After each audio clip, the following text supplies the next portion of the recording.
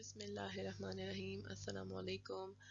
आज जो है वो हमारे पास ये वीक 3 का जो है वो लेक्चर नंबर 1 है जो हमने देखना है। इस लेक्चर के अंदर हमने बेसिकली जो आपने पास्ट वीक के अंदर बिगो नोटेशंस और वो पढ़ी थी, ओमेगा और थीटा नोटेशंस देखी थी, उन्हीं को इस्तेमाल करते हुए हमने एक्सप्लोर करना है कि ऐसे कौन से मेथड्स हैं जिनका हम इस्तेमाल करके अपने जो एल्गोरिदम है उसकी टाइम का जो है ना वो टाइम निकाल सकें, कि उसका कॉस्ट एनालिसिस कर सकें और जल्दी बता सकें कि वो बिगो ऑफ समथिंग है या ओमेगा ऑफ समथिंग है या वो एन है या एन लॉग एन है। तो लास्ट टाइम हमने ये चीज़ें देखी थी, इंसर्शन सॉर्ट और मर्ज सॉर्ट के एल्गोरिदम्स देखे थे, फिर हमने उनके वर्स्ट केस एनालिसिस भी किए थे और उसकी नोटेशन से अंदाज़ा लगाया था कि वो कितना तेज़ चलते हैं। उसके साथ हमने उनकी करेक्टनेस के प्रूफ्स भी देखे थे और उनके रन टाइम का हमने एनालिसिस भी किया था ट्री के साथ, यानी हमने ट्री ड्रॉ किया था और फिर हमने हर लेवल के ऊपर टाइम को सम अप किया था और फिर वर्क बता दिया था।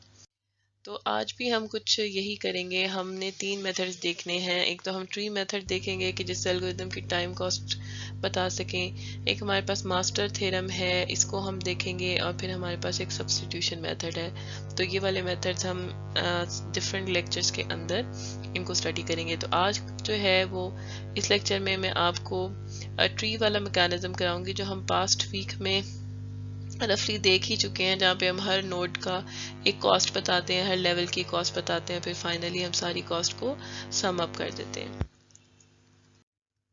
अच्छा, सो मर्ज सॉर्ट के ऊपर ही हम बात करते हैं। सो मर्ज सॉर्ट का एल्गोरिथम हमने देखा था, इसका रनिंग टाइम हमने निकाला था कि ये n log n होता है। लेकिन अगर इस n log n को हम ट्री रिकर्जन के साथ अगर सॉल्व करने की कोशिश करें तो उसके लिए क्या करना होगा। उससे पहले हमें ये समझना होगा कि ये t of n होता क्या है। t of n एक्चुअली में हमारे पास रेकरेंस रिलेशन होता है। ये रेकरेंस रिलेशन से क्या मुराद है कि अगर हम एक इक्वेशन को उसकी अपनी ही शक्ल में दोबारा से लिख सकें, यानी t of n को मैं t of n के एक्सप्रेशन के साथ ही दोबारा से कॉल कर सकूं, और लेकिन ये हो कि इसके अंदर जो इनपुट पास हो रही है वो इनपुट कम हो जो कि इनिशियल इक्वेशन में थी, यानी कि ये इक्वेशन क्या करेगी, इवेंचुअली श्रिंक करती जाएगी। तो इसको हम जो है वो रेकरेंस रिलेशन कहेंगे। अब मर्ज सॉर्ट का जो रेकरेंस रिलेशन है वो कुछ ये है। अब वो क्या है, ये क्यों लिखा हुआ है, असल में वो ये बता रहा है कि जैसे हम जानते थे कि एक नोड होती थी मर्ज सॉर्ट, उसको हम 2 सब प्रॉब्लम्स में डिवाइड करते थे, और अगर इस प्रॉब्लम का साइज n है तो इस प्रॉब्लम का साइज n/2 होता था और इसका भी n/2 होता था, और हर नोड के आगे से 2 चिल्ड्रन जो है वो होते थे।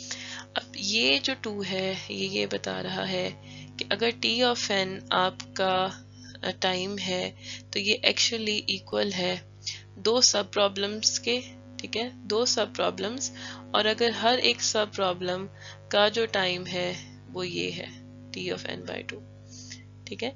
अगर इसका टाइम t of n है तो जो सब प्रॉब्लम्स का टाइम ऑब्वियसली tn/2 होगा, और चूंकि सब प्रॉब्लम्स 2 हैं तो 2 मल्टीप्लाई बाय t n/2 हमारे पास होगा, और plus big O of n क्या है, बिग O ऑफ n ये बता रहा है कि इस लेवल के ऊपर, एक पर्टिकुलर लेवल के ऊपर इनको मर्ज करने का जो हमारे पास जो टाइम है वो क्या आता है पर्टिकुलर लेवल पे।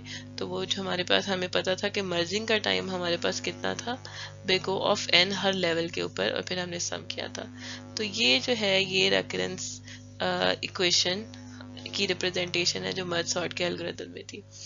अब हमने ये देखना है कि ये किस तरह से जो है वो हम इससे यहाँ तक पहुंच पाएंगे। तो अब अगर वहाँ पे मैं बिग O ऑफ n की जगह कोई कांस्टेंट भी लगा दूँ तो ये तब भी सही चलेगा। अब बिग O ऑफ n आपको ये लग रहा होगा कि इसको हम किस तरह से इक्वेशंस या मैथ के अंदर सॉल्व करेंगे। तो इक्वलिटी साइन हमारे पास लगा हुआ था, तो उसके लिए अगर आप इसको चेंज करके 11n कर दें, 121n कर दें, कुछ भी कर दें, लेकिन फिलहाल हम इसको आसानी के लिए अज्यूम कर देते हैं कि ये 11n ऑपरेशंस तकरीबन लगते हैं एक लेवल के ऊपर मर्जिंग के लिए। और हमने इक्वेशन की क्वालिटी को चेंज करके जो है वो लेस देन ग्रेटर देन कर दिया है कि इससे कोई फ़र्क नहीं पड़ना चाहिए, क्योंकि 11n जो है वो n से बड़ा ही होगा। तो ये वाली जो साइड है, अगर मैं इसको बिग ऑफ n को 11n से रिप्लेस कर रही हूँ, तो ये इस एक्सप्रेशन t ऑफ n से बड़ा आ सकता है लेकिन छोटा नहीं कभी होगा। इसके बराबर हो सकता है लेकिन छोटा नहीं हो सकता। अच्छा, सो हमारे पास हमारा रेकरेंस रिलेशन जो है वो आ गया है। तो इनइक्वलिटी तो सिर्फ बाउंड कर ही होती है, उसको फ़र्क कोई ख़ास नहीं पड़ता। तो हम इसको अगर इक्वलिटी से भी फ़िलहाल जो है वो रिप्लेस करके अपनी ज़िंदगी आसान कर लेते हैं। तो क्योंकि वही बात है कि अगर आप यहाँ पे लेस देन इक्वल टू भी यूज़ कर लें तो उससे क्या फ़र्क पड़ेगा। जब आप ग्राफ अगर बात कर रहे हैं तो ये फिर भी इससे ऊपर ही रहेगा ना आपके फंक्शन से। अगर आप इसको इक्वल भी कर दें तब भी, और अगर इससे बड़ी भी हो जाती है तो वो एक बाउंड ही देगी। तो हम इसको इक्वालिटी से फिलहाल जो है वो रिप्लेस कर रहे हैं ताकि काम आसान हो। तो ये जो हमें फॉर्मूला दे रहा है टी ऑफ एन का इन टर्म्स ऑफ टी, लेकिन जो एन का साइज है वो पहले से कम है। तो अब हमारे पास चैलेंज क्या है? हमारे पास चैलेंज ये है कि इस रेफरेंस इक्वेशन को इस्तेमाल करते हुए हमने एक क्लोज्ड फॉर्म एक्सप्रेशन निकालना है। जैसे मैंने बताया, एक रेफरेंस आपको दी जाए और आप इसको देख के ये बता सकें कि इसका जो आंसर है वो कुछ इस शक्ल में आ रहा है या फिर इसका आंसर कुछ इस शक्ल में आ रहा है। तो एक क्लोज्ड फॉर्म एक्सप्रेशन जो है वो हमें चाहिए होगा रेफरेंस से। ये हमारा गोल है। अच्छा, अब उससे पहले हमें पता है रिकर्जन में हमें बेस केस का मालूम होना चाहिए। अगर हमने रेकरेंस रिलेशन को सॉल्व करना है तो बेस केस हमारे पास क्या है कि प्रॉब्लम जब फाइनली 1 यूनिट तक पहुंच जाती है तो उसकी आउटपुट क्या होगी। तो जब फाइनल हमें पता है मर्ज सॉर्ट में भी आखिरी जब एक अरे रह जाती है वो ऑलरेडी सॉर्टेड होती है, उसको सॉर्ट की जरूरत नहीं पड़ती, तो हम कहते हैं वो कांस्टेंट टाइम लेती है। तो हम कह देंगे कि टी ऑफ 1 जो है वो 1 के इक्वल होता है। तो लेकिन फिर अब इस बात को ध्यान में रखेंगे कि बेस केस के चेंज होने से मसाइल में इजाफा या कमी हो सकती है। तो टी ऑफ 1 के 1 होना उस चीज़ के बराबर नहीं है। कोई रेफरेंस इक्वेशन ये लिखी हुई है और उसका टी ऑफ 1 इसके बराबर है, तो ये दोनों सेम नहीं है, ये मुख्तलिफ बातें हैं, इसको आपने कंफ्यूज नहीं करना। लेकिन अभी फ़िलहाल ये है कि हमारे पास चूंकि हमें पता है कि प्रॉब्लम डिवाइड होते होते इवेंचुअली जब यूनिट पे पहुंचेगी तो वो यूनिट कॉस्ट ही लेगी। तो इसलिए टी ऑफ 1 हमारे पास बिग ऑफ 1 ही रहेगा। तो हम इसको अक्सर स्टडी दोबारा बार बार डिस्कस नहीं करेंगे। तो आप अज्यूम कर सकते हैं आसानी से कि टी ऑफ 1 जो है वो बिग ऑफ 1 होगा। अच्छा, अब ये कुछ एक्सरसाइजेज हैं जो आपको प्री लेक्चर एक्सरसाइजेज में दी गई थी, जिसको मैं अभी सॉल्व करूंगी। तो देखते हैं कि इससे क्या होता है। हमारे पास 3 इक्वेशंस हैं, 3 सवाल हैं, और इन रेकरेंस रिलेशन को हमने देखते हुए इनका टाइम बताना है। पहली चीज़ तो ये, हम जिस तरीके से सॉल्व करने लगे हैं वो रेकरेंस ट्री है। हम अपनी प्रॉब्लम को रेकरेंस इक्वेशन को देखते हुए फैसला करेंगे और इसी तरह से उनकी ड्राइंग करेंगे। ये बनाते जाएंगे एन का और देखेंगे ब्रांचिंग फैक्टर कितना है और एन का साइज कितना डिके हो रहा है, और फिर हर एक का वो फाइंड आउट करके तो टोटल कॉस्ट बता देंगे। तो एक अप्रोच तो ये है, ये ट्री अप्रोच होगी हमारी। अब इसी ट्री अप्रोच को जो है वो हम इस्तेमाल करेंगे इन इक्वेशन जो दी हुए उनको सॉल्व करने के लिए। सो लेट्स से कि हमारे पास पहली इक्वेशन है, पहली रेफरेंस रिलेशन है कि T of n is equal to T of n by 2 plus n, जिसका मतलब है कि आपके पास जो ये रेफरेंस इक्वेशन है ये इक्वल हो रही है अपने आप के ही, और मतलब इसका जो ब्रांचिंग फैक्टर है, जो ब्रांचेस हैं उसकी वो 1 है, क्योंकि इसके साथ 1 मल्टीप्लाई हो रहा है। और प्रॉब्लम की डिवीजन जो है वो ये है कि उसे 2 से डिवाइड हो रहा है। तो इसको हम ट्री से ड्रॉ करते हैं। इसी तरह से अभी ड्रॉ करके देखते हैं। सवाल नंबर 2 में आप देखें कि 2 ब्रांचेस बन रही हैं और सवाल नंबर 3 में 4 ब्रांचेस बन रही हैं। तीनों क्वेश्चंस में जो साइज है उसका डिवीजन जो है वो बाय 2 ही हो रही है, यानी एन का साइज डिक्रीज कर रहा है। सो अब हम इस प्रॉब्लम को देखते हैं जो हमारी पहली प्रॉब्लम है। इसमें आप ये देख रहे हैं कि जो ब्रांचिंग फैक्टर है, जो सब प्रॉब्लम्स हैं वो हमारे पास एक ही हैं क्योंकि 1 मल्टीप्लाई हो रहा है, और वो प्रॉब्लम जो कि टी ऑफ एन से निकलती है वो n बाई 2 के साइज में डिवाइड हो रही है। जैसे कि साइज n की प्रॉब्लम थी, t ऑफ n इसका साइज था, तो जब ये प्रॉब्लम डिवाइड हुई n/2 तो इस जो नई प्रॉब्लम है इसका टाइम की जो इक्वेशन है वो tn/2 बनी। और इस प्रॉब्लम को सॉल्व करने के लिए, मर्ज करने के लिए या इसको कंक्लूड करने के लिए इस लेवल का जो टाइम है, कंट्रीब्यूशन है, वो n है, जैसे कि यहाँ पे मेंशन है। तो अगर इसकी n है तो इसकी n/2 होगी, क्योंकि इस पे प्रॉब्लम साइज n/2 है। अगेन ये मजीद डिवाइड होगा n/4 में और इसका टाइम भी n/4 आ जाएगा, and so on. Generalise formula क्या बनेगा, यहाँ पे ये है टी एन ओवर लेवल 0 के ऊपर 2 की पावर 0 है, यहाँ पे प्रॉब्लम साइज 2 की पावर 1 है, तो कुछ इस तरह से हो जाएगा। उससे अगले लेवल पे ये है, और जनरलाइज करें तो टी लेवल के ऊपर ये है, और फाइनल लेवल के ऊपर हमारे पास जो हमारा प्रॉब्लम साइज है वो 1 है, क्योंकि हम यूनिट प्रॉब्लम के ऊपर पहुंच गए हैं। हमें पता है कि जब डिवाइड करते जाएंगे तो एंड पे हमारे पास प्रॉब्लम साइज 1 ही होगा। इसको हम कुछ ऐसे भी कह सकते हैं कि अगर मैं t की जगह पे log 2 ऑफ n को रिप्लेस कर दूं तो हमें ये पता है कि ये एक्सप्रेशन बन जाएगा n ओवर n और वो 1 हो जाएगा, तो प्रॉब्लम साइज 1 आ जाएगा अगर जनरलाइज फार्मूला में भी पुट करते हैं। अब अगला काम हमारा ये है कि हमने इन सब को ऐड अप करना है, क्योंकि हमें हर लेवल के ऊपर कंट्रीब्यूशन पता चल गई है। तो अब हम इन सबको सम करेंगे, तो सीरीज कुछ बनेगी n plus n/2 plus n/4 plus so n plus n over 2t and finally 1। तो चूंकि हम एक ही फॉर्मूले के हिसाब से इस चीज़ों को चला रहे हैं, तो इक्वेशन जो है वो i इक्वल टू 0, समीशन 0 से स्टार्ट होगी और आखिरी लेवल तक जाएगी, और आपके पास फार्मूला ये होगा, और इस i की जगह वैल्यूज रिप्लेस करते जाएं तो ये ऊपर वाले टर्म्स सीरीज के आना शुरू हो जाएंगे। तो फार्मूला ये कहता है कि जब इस तरह से एक्सप्रेशन आ जाए तो this expression is equal to this. ये देखने के लिए आप क्या करें, जो आपके पास कॉलमन की बुक है उसका चैप्टर 3 है, उसमें एक सेक्शन है जहाँ इस तरह के सारे सम ऑफ सीरीज के फार्मूलाज गिवन है, ताकि आपको अगर रेकरेंस आ जाए तो आप उसको समेशन के बाद आगे फर्दर सॉल्व करके कंक्लूजन तक पहुँच सकें। अब आप देख रहे हैं कि समेशन करने के बाद जो टोटल टाइम है वो 2n-1 है, इसका मतलब है कि ये बिग O ऑफ n से एक्सीड नहीं कर रहा है, ये लीनियर है, तो हम कहेंगे इस रेकरेंस का टाइम जो है वो बिग O ऑफ n है। ओके, सो ये दूसरी प्रॉब्लम स्टार्ट करने से पहले मैं आपको इनकरेज करूँगी कि आप इसको खुद सॉल्व करें, और फिर उसके बाद जो है वो यहाँ आए और देखें कि सोल्यूशन मैच करता है कि नहीं करता। तो हम ये देख रहे हैं कि इसमें 4 सब प्रॉब्लम्स हैं और हर एक का प्रॉब्लम साइज जो है वो 1/2 से डिवाइड हो रहा है। तो हमारे पास कुछ इस तरह से चार्ट बनेगा। ये हमारी प्रॉब्लम 1 होगी जिसका साइज n होगा, फिर 4 ब्रांचेस बनेंगी इस प्रॉब्लम की 1 2 3 4, और हर एक प्रॉब्लम का साइज n/2 होगा। तो इंटरेस्टिंगली आप ये देखें कि अब पहले n साइज की थी और अब 2n साइज की प्रॉब्लम्स जनरेट हो गई हैं।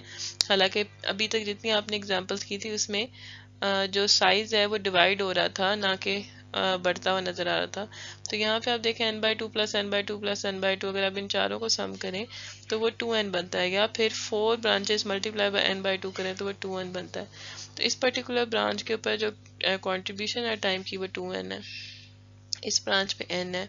इसी तरह से उससे अगली ब्रांच जो है उसके ऊपर 4n है, क्योंकि 16 प्रॉब्लम्स बन रही हैं, हर एक प्रॉब्लम 4 और बनाएगी, 4 प्रॉब्लम्स हैं तो 16 हो जाएगी, और जो प्रॉब्लम साइज है वो n/4 हो जाएगा। तो इनको अगर आप मल्टीप्लाई करें 16 इंटू n/4 तो ये 4n बनता है, सो ऑन। थोड़ा जनरलाइज करने की कोशिश करते हैं। अगर मैं इस लेवल के ऊपर देखूं तो जो 4 है ब्रांच बिग फैक्टर, वो इस टाइम पे लेवल 0 था, तो और उसका जो डिवीजन है वो कोई नहीं है, तो ये बना। लेवल 1 के ऊपर 4 से मल्टीप्लाई हो रहा है n ओवर 2 की पावर 1 से। अगेन लेवल 2 के ऊपर 4 n ओवर 2 तो अगर आप इसको जनरलाइज करें तो t लेवल के ऊपर जाके ये कुछ इस तरह से बन जाएगा, जो कि यहाँ लिखा भी हुआ है। और अगर इसको सॉल्व करें तो ये 2n आता है। वो क्यों आता है? क्योंकि आप इस एक्सप्रेशन को किस तरह से लिख सकते हैं कि 2t और into n over 2t which is actually equal to 2t minus t, क्योंकि बेसिस सेम है, मल्टीप्लाई बाय n और 2t minus t is t, तो आपके पास ये जनरलाइज हो जाता है और ये एक्चुअली में इसके इक्वल आ रहा है। अच्छा, अब आप ये सोचें कि फाइनल लेवल के ऊपर आके इधर n स्क्वायर कैसे आ रहा है। तो फाइनल लेवल पे हम देखें तो अगर जनरल फार्मूला तो यही है। लास्ट स्टेज के ऊपर बस हमें ये पता होता है कि जो हमारा टी है वो ये चीज़ है। तो अगर टी ये चीज़ है तो मैं इसके अंदर टी को रिप्लेस करके देखूं तो कुछ ये शक्ल बनती है। तो अब रिप्लेस करने के बाद अगर हम देखें तो ये चीज़ जो हम लॉग का फार्मूला पहले भी देख चुके हैं कि हम इस एक्सप्रेशन को ऐसे भी रिप्लेस कर सकते हैं। तो ये जो चीज़ है वो हमारे पास किसके इक्वल हो जाएगी, फिर एन स्क्वायर के इक्वल हो जाएगी, जो कि यहाँ पे मेंशन भी किया हुआ है। तो अब हमारे पास क्या होगा फाइनली ये होगा कि हमने इसको सम करना है। अब इन सारे जो लिखे हुए हैं इन सब को हम सम करेंगे और फिर अगेन हमारे पास कोई जनरलाइज फार्मूला हमें ड्राइव करना है। उस जनरलाइज फार्मूले को इस्तेमाल करते हुए फिर हमारे पास हमारी टी ऑफ एन का टाइम जो है वो आ जाएगा। जैसे आपकी क्वेश्चन क्या बन रही होगी, एन प्लस, एक मिनट कलर चेंज कर लें हम, so n plus 2n plus 4n plus so n plus 2 raise to power tn plus n square. तो ये कुछ ये बनेगा, सारी लेयर्स को सम करके ये वाला फार्मूला हमारे पास बन रहा होगा कि सेम फार्मूला हम यूज़ करेंगे from i equal to 0 to log of n तक, यहाँ तक हम इसको इस्तेमाल करेंगे। और ये जो बन जाएगा n चूँकि कॉमन है n बाहर आ जाएगा और 4i divided by 2i is equal to 2i, क्योंकि ये बन जाएगा 2 रेज़ टू पावर 2i और फिर ये 2i से डिवाइड होगा तो अगेन ये माइनस होके तो ये एक्सप्रेशन रह जाएगा। तो ये वाली जो इक्वेशन है हम पहले देख चुके हैं और आप इसको सोचें कि ये किसके इक्वल आएगा। तो ये आपके पास n बाहर कॉमन है और अगेन अंदर वाली जो इक्वेशन है वो 2n माइनस 1 के इक्वलेंट होगी और ये जो आपका एक्सप्रेशन है ये 2n स्क्वायर माइनस n है, जो इम्प्लाई करता है कि ये big O of n square जो है वो होगा। तो इस इक्वेशन का जो रेकरेंस का हमारे पास आंसर आ रहा होगा वो होगा big O of n square. और एग्जांपल्स हम तो इसी देख लेते हैं जल्दी से। तो हमारे पास जो इंटीजर मल्टीप्लिकेशन का जो टाइम था उसकी कुछ इक्वेशन इस तरह से बन रही थी कि हम जो 4 सब प्रॉब्लम्स में इसको डिवाइड कर रहे थे और हर प्रॉब्लम को हम n/2 में कर रहे थे। जो हर प्रॉब्लम का साइज है वो n/2 में जा रहा था और सब प्रॉब्लम्स 4 थी। जब आप इस इक्वेशन को देखते हैं तो ये इक्वेशन तकरीबन वही बन रही है जो कि हमने रेकरेंस 2 अभी सॉल्व किया है। तो इसका मतलब है कि इसका टाइम भी big O of n square भी ही लगेगा जो हमने पहले जैसे लेक्चर 1 और 2 में ड्राइव किया था। तो अब क्विकली भी आपको चीज़ें देख के शायद समझ में आ रही होंगी। फिर हमने जो है वो उसमें जो प्रॉब्लम का साइज था वो कम कर दिया था। हमने कहा था 4 प्रॉब्लम्स के बजाय हम इंटीजर मल्टीप्लिकेशन 3 प्रॉब्लम्स के साथ करेंगे। तो अब रेकरेंस इक्वेशन ये बन गई। अब इसके साथ जब आप सॉल्व करेंगे तो हमने उस लेक्चर 1 और 2 में किया था तो हमें अंदाज़ा हुआ था कि ये n⁻⁴ जो है वो इसका टाइम लग रहा है। अभी भी आप यही कीजिएगा कि आज जो आपने तरीका किया कि आपकी रिवीजन थी इसी को ट्राई करके देखें क्या n⁻⁴ आता है। फिर हमने मर्ज सॉर्ट का ट्राई करके देखा, ये वाली रेकरेंस इक्वेशन थी और इसका टाइम ये आता है। तो अगर थोड़ा सा आप ऑब्जर्व करें तो क्या आपको कोई पैटर्न नज़र आने की कोशिश हो रही है कि नहीं हो रही कि यहाँ पे जो आपका A है, जो आपकी प्रॉब्लम्स है, नंबर ऑफ प्रॉब्लम्स वो 4 है, इधर 3 है और इधर 2 है। तो डिके आ रहा है, ये n/2 आ रहा है, ये n/1.6 आ रहा है, यहाँ पे n log n आ रहा है। तो कोई थोड़ा सा पैटर्न मिलता जुलता है जिसको आप ऑब्जर्व करें।